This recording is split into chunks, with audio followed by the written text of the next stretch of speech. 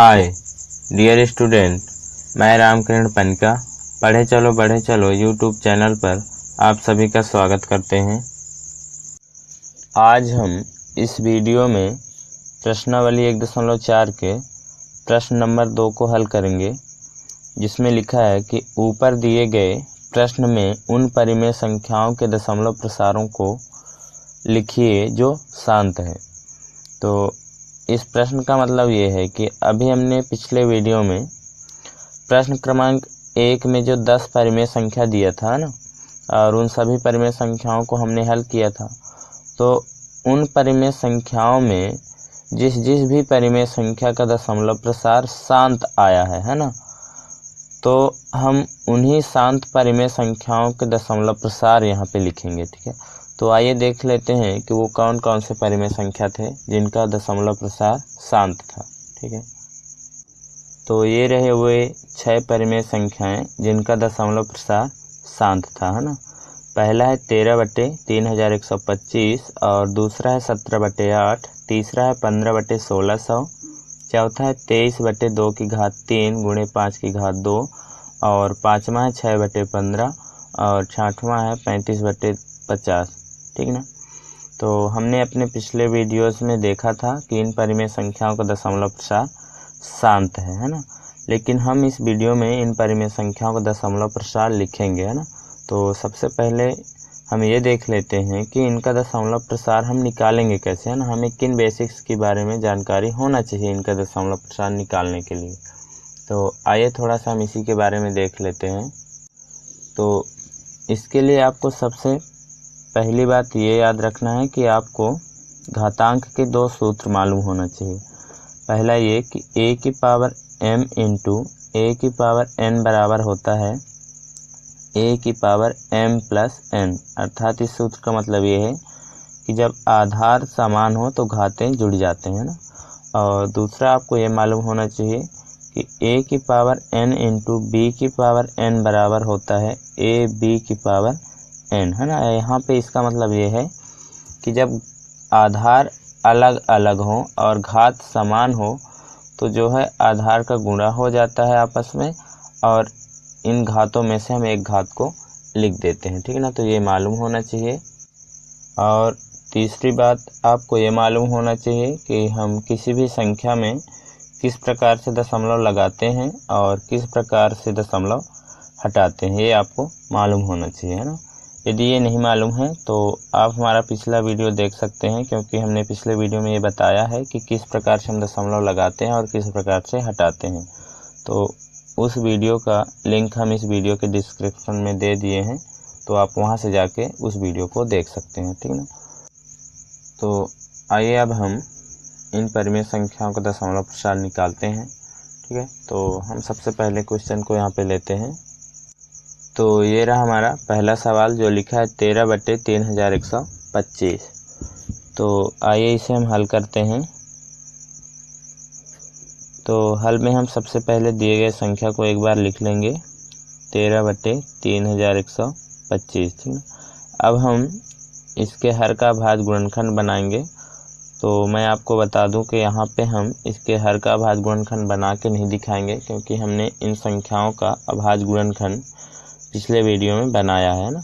तो यहाँ पे हम डायरेक्ट लिख रहे हैं, आप इसका अभाज्य गुणनखंड बना लीजिएगा ना। तो इसके अभाज्य गुणनखंड में संख्या आएगा 5 गुणे 5 गुणे 5 गुणे 5 गुणे 5। ठीक है, अब हम इसे आगे लिख सकते हैं 13/5 की पावर 5, क्योंकि 5 यहाँ पे 5 बार है ना, तो 5 की पावर 5। अब यहाँ पे एक विशेष बात आपको ध्यान में रखना है कि हमें जो है इसके हर में 2 और 5 की घात समान रखना है। तो यहाँ तो 2 है नहीं, तो हम क्या करेंगे, 2 की घातें 5 कर देंगे। तो जब हमने यहाँ पे 2 की घातें 5 से गुणा किया है तो यहाँ भी करना होगा, ताकि इसके मान में परिवर्तन ना हो, है ना। तो आप भी ऐसा करिएगा। ये हम क्यों करते हैं, ताकि इसका दशमलव प्रसार हम आसानी से निकाल सके। ठीक ना।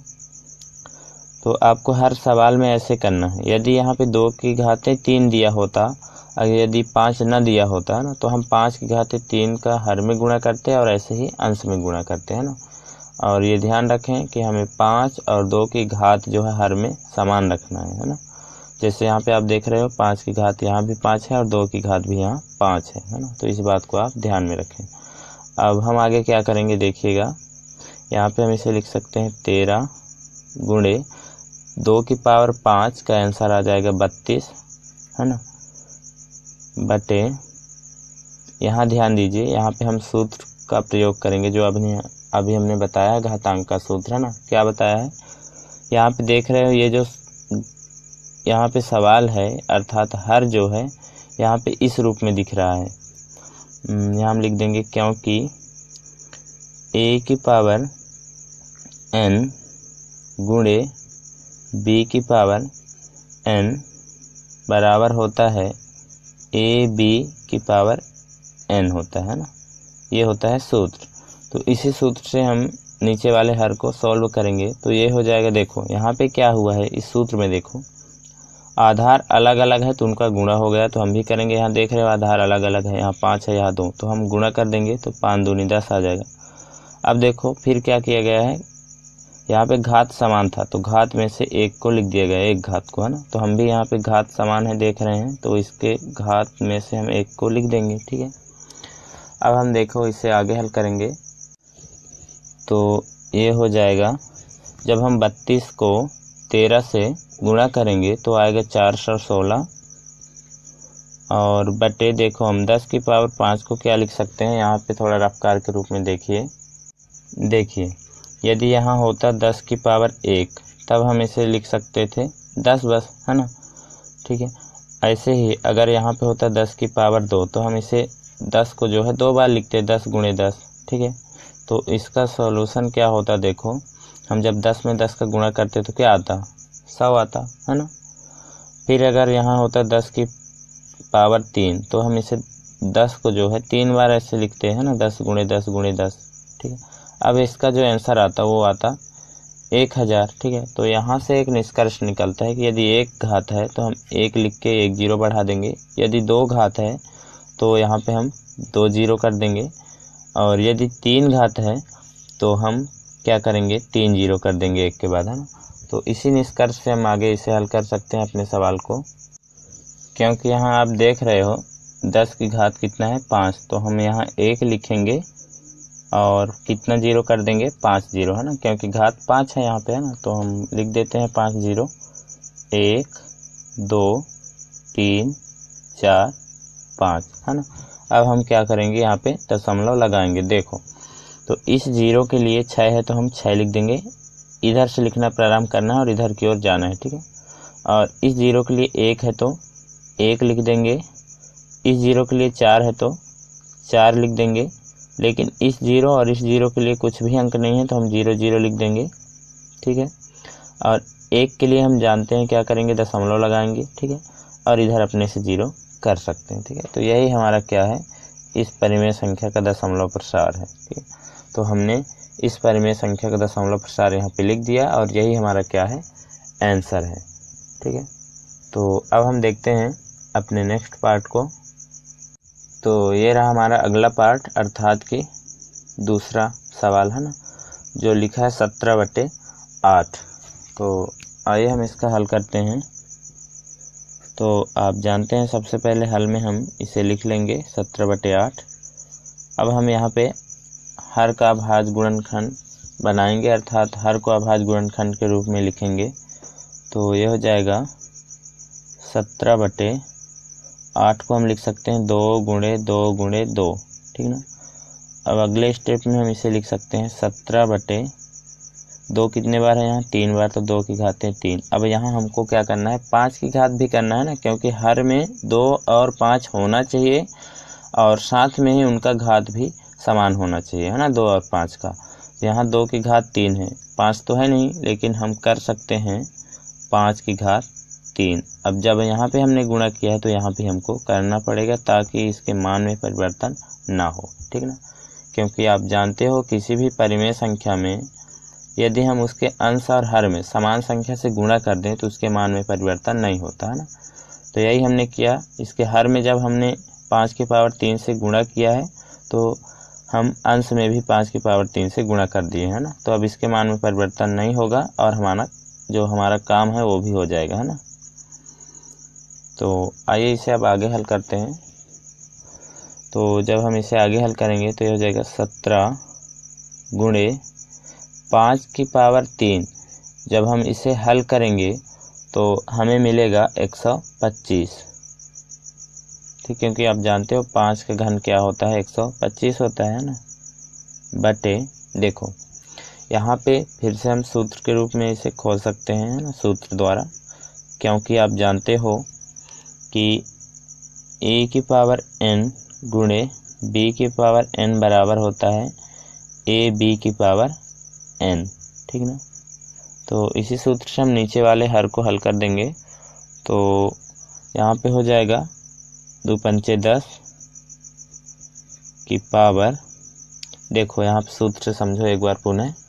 ये जो सूत्र होता है यहाँ पे आधार अलग अलग है तो इनका यहाँ पे गुणा हो गया है, और घात समान है तो घात में से एक घात को यहाँ पे लिखा गया है। तो वही हमने किया, यहाँ पे आधार अलग अलग था तो हमने गुणा कर दिया 2 पंचे 10। अब हमें क्या करना है, इन घात में से एक घात को लिखना था, 3 घात में से हमें एक घात को लिखना है, तो घात 3 है ना। तो हम इसमें से 3 को लिख देंगे, ठीक है। अब आगे क्या करेंगे, तो आगे हम 17 और 125 का आपस में गुणा करेंगे तो हमें मिलेगा 2125, ठीक है। कितना, 2125, ठीक है। बटे 10 को हम देखो 10 की पावर 3 को हम लिख सकते हैं, देखो घात कितना है 3, तो हम 3 जीरो कर देंगे, 1 2 3, ठीक है। अब हम क्या करेंगे, यहाँ पे दशमलव लगाएंगे, तो इस जीरो के लिए 5 है तो 5 लिखेंगे, इस जीरो के लिए 2 है तो 2 लिखेंगे, और इस जीरो के लिए 1 है तो 1 लिखेंगे। लेकिन 1 के लिए क्या करते हैं, हम दशमलव लगाते हैं, फिर ये 2 है तो 2 लिखेंगे, ठीक है। तो इस प्रकार से हम अपना आंसर दे सकते हैं। तो ये हमारा आंसर है, ये लिखा है 2.125, ठीक ना। अब हम देखते हैं अपने नेक्स्ट पार्ट को। तो ये रहा हमारा अगला पार्ट जो लिखा है 15/1600, ठीक है। तो आइए इसे हम हल करते हैं। तो सबसे पहले हम दिए गए सवाल को एक बार लिख लेंगे, फिर इसके बाद देखिए आप चाहें तो इसे शॉर्ट फॉर्म में कर सकते हैं, अर्थात कि इसे कट कर सकते हैं। तो हम इसे 5 से कट कर देते हैं, तो ये हो जाएगा 5 तिहाई 15, और यहाँ से हो जाएगा 5 तिहाई 15 और 5 दूनी 10 और ये 0, है ना। तो ये हो जाएगा 3/320, ठीक ना। अब देखिए, अब हम क्या करेंगे, इसके हर का अभाज्य गुणनखंड बनाएंगे, या कहें कि हर को हम अभाज्य गुणनखंड के रूप में लिखेंगे। तो यहाँ पे हम इसके हर को कुछ इस तरीके से लिख सकते हैं, ध्यान से देखिएगा। 2 गुणे 2 गुणे 2 गुणे 2 गुणे 2 गुणे 2 गुणे 5, ठीक ना। देखिए, जब हम 320 का अभाज्य गुणनखंड बनाते हैं तो उसके अभाज्य गुणनखंड में जो 2 है वो 6 बार आता है और 5 एक बार आता है, इसलिए हमने यहाँ पे लिखा 2 गुणे 2 गुणे 2 गुणे 2 गुणे 2 गुणे 2 गुणे 5। यहाँ 2 जो है 6 बार है और 5 एक बार है ना। तो इसे हम आगे लिख सकते हैं, तो इसे हम लिखेंगे 3/2, यहाँ कितने बार है 6 बार, तो हम 2 की घातें 6 कर देंगे, और 5 यहाँ कितने बार है, एक बार, तो हम 5 की घात 1 कर देंगे, ठीक है। अब देखिए, आप जानते हो कि हर में 2 और 5 की घात समान रहना चाहिए, है ना। लेकिन यहाँ पे 5 की घात और 2 की घात समान नहीं है, क्योंकि 2 की घात 6 है और 5 की घात कितना है, 1 है, अर्थात कि 5 की घात में 5 की कमी है अभी, है ना। तो हम इसे 5 की पावर 5 से गुणा कर देंगे, और यहाँ भी 5 की पावर 5 से गुणा कर देंगे, ठीक है ना। अब हो गया ना इसका घात समान, क्योंकि यहाँ 5 की घात 5 है और यहाँ 5 की घात 1 है, तो 5 1 6 और ये 6 है ना, इसका घात 6 है, इसका घात भी 6 हो गया, ठीक है। आगे हम इसे हल करेंगे, तो यहाँ से हो जाएगा 3 गुणे, देखो 5 की घात 5 का मतलब ये होता है कि जब हम इसे गुणा करेंगे तो हमें प्राप्त होगा 3125। क्या मिलेगा? 3125। ठीक है, तो बटे में हम देखो क्या करेंगे। देखो यहाँ पे दो सूत्र लगेंगे। जैसे यहाँ पे एक सूत्र ये वाला लग जाएगा, हम दोनों सूत्र यहाँ पे लिख दे रहे हैं क्योंकि a की पावर m गुणे a की पावर n बराबर होता है a की पावर m प्लस n। इसलिए हमने दोनों सूत्र बताया था ना, ये हुआ। और दूसरा सूत्र यहाँ पे हम लिख सकते हैं, और a की पावर n गुणे b की पावर n बराबर होता है a b की पावर n, है ना।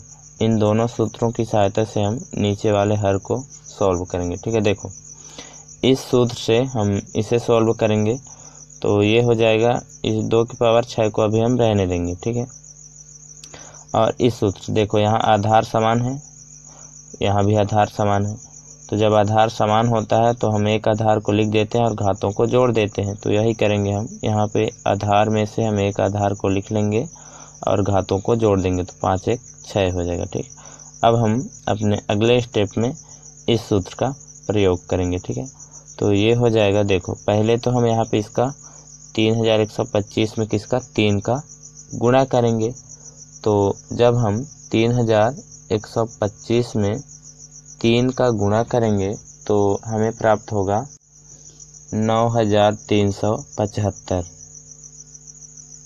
9375। ठीक है, अब देखो हम इस सूत्र से इसे आगे हल कर देंगे। देखो यहाँ आधार अलग अलग है तो आधारों का गुणा हो जाता है ना। तो यहाँ आधार अलग अलग है तो आधार का हम गुणा कर देंगे, तो 5 दूना 10 हो जाएगा, या 2 पंचे 10 का है ना, वही है। अब देखो घात यहाँ क्या है, समान है, तो उसमें से एक घात को लिखा गया है। यहाँ भी घात समान है तो हम भी इनमें से एक घात को लिख देंगे। ठीक है, इतना समझ में आया होगा। अब हम इसे आगे हल करते हैं।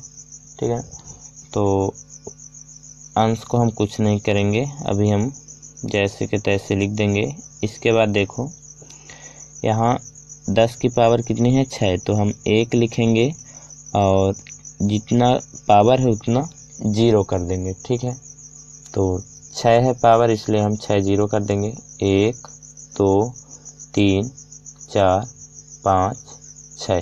ठीक ना, अब हम इसे आगे हल करेंगे तो हम क्या करेंगे, दशमलव लगाएंगे, है ना। देखो इस 0 के लिए 5 है तो हम 5 लिख देंगे, इस 0 के लिए 7 है तो हम 7 लिख देंगे, इस 0 के लिए 3 है तो हम 3 लिख देंगे, और इस 0 के लिए 9 है तो हम 9 लिख देंगे। लेकिन इन दोनों जो 0 के लिए यहाँ कुछ नहीं है तो हम उन दोनों 0 को यहाँ लिख देंगे, और 1 के लिए आप जानते हो हम दशमलव लिखते हैं, अब हम इधर 0 कर सकते हैं ना। तो यही हमारा क्या है, आंसर। ठीक है, तो इस प्रकार से आप इन्हें हल कर सकते हैं। अब हम देखते हैं अपने नेक्स्ट पार्ट को। तो ये रहा हमारा अगला पार्ट जो लिखा है 23/2 की घातें 3 गुणे 5 की घातें 2, है ना। तो आइए इसे हम हल करते हैं। तो सबसे पहले हम इसे एक बार लिख लेंगे। अब आप देख रहे हैं इसका जो हर है वो पहले से ही अभाज्य गुणनखंड के रूप में लिखा हुआ है ना, इसलिए इसे हम एक बार पुनः यहाँ पे लिख देंगे।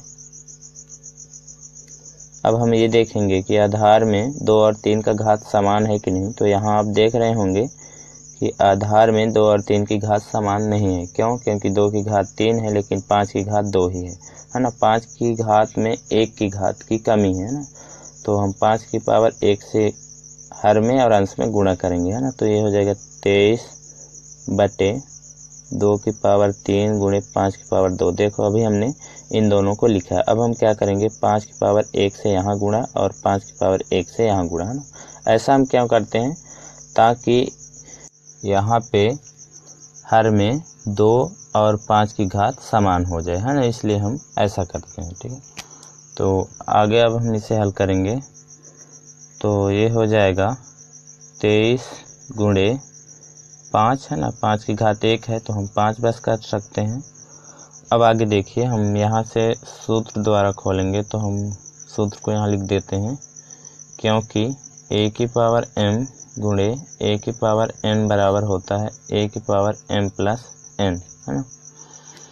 तो इस सूत्र से हम एक स्टेप में खोलेंगे और अगला सूत्र में हम एक स्टेप और करेंगे, है ना। तो पहले हम इस सूत्र से इसे हल करेंगे, तो इसे तो हम लिख देंगे। देखो ये सूत्र जो है यहाँ पे लागू होगा, क्योंकि यहाँ दिख रहा है a की पावर m गुणे a की पावर n है, अर्थात कि यहाँ आधार क्या है, समान है। जैसे यहाँ आप देख रहे हो 5 की पावर 2 गुणे 5 की पावर 1, अर्थात यहाँ आधार क्या है, समान है। तो जब आधार समान होता है तो हम उन आधारों में से एक आधार को लिखते हैं, तो ऐसा हम भी करेंगे। यहाँ पे आधार समान है तो हम एक आधार को लिख लेंगे, है ना, जैसे यहाँ पे लिखा गया। अब घात क्या होता है, जुड़ जाता है, तो हम भी घात को जोड़ देंगे, ठीक है। यहाँ पे आप देखा है या देख रहे होंगे कि m प्लस n जो है यहाँ पे जुड़ा हुआ है ना, तो यही हम करेंगे, 2 और 1 को जोड़ेंगे तो 3 हो जाएगा, ठीक है। अब हम आगे क्या करेंगे, ध्यान से देखिएगा। अब हम यहाँ पे 23 और 5 का गुणा करेंगे तो हमें मिलेगा 115। अब हम बटे करके देखो, अब हम यहाँ पे ये वाला सूत्र लगाएंगे, क्योंकि a की पावर n गुणे b की पावर n बराबर होता है a b की पावर n, है ना। इस सूत्र से देखो, ये सूत्र क्या कहता है कि जब आधार अलग अलग होता है तो आधारों का गुणा हो जाता है ना। तो यहाँ पे हम भी कर देंगे, 2 पंचे 10 हो जाएगा। आधार अलग अलग है ना, यहाँ 2 है यहाँ 5, तो हमने गुणा कर दिया। अब क्या होता है, जब यहाँ पे आप देख रहे होंगे कि जो घात है वो समान है, तो उनमें समान घात में से एक घात को लिखा गया है ना। तो हम भी यहाँ पे देख रहे हैं कि घात क्या है, समान है, तो हम भी यहाँ पे समान घात में से एक घात को लिख देंगे, ठीक है।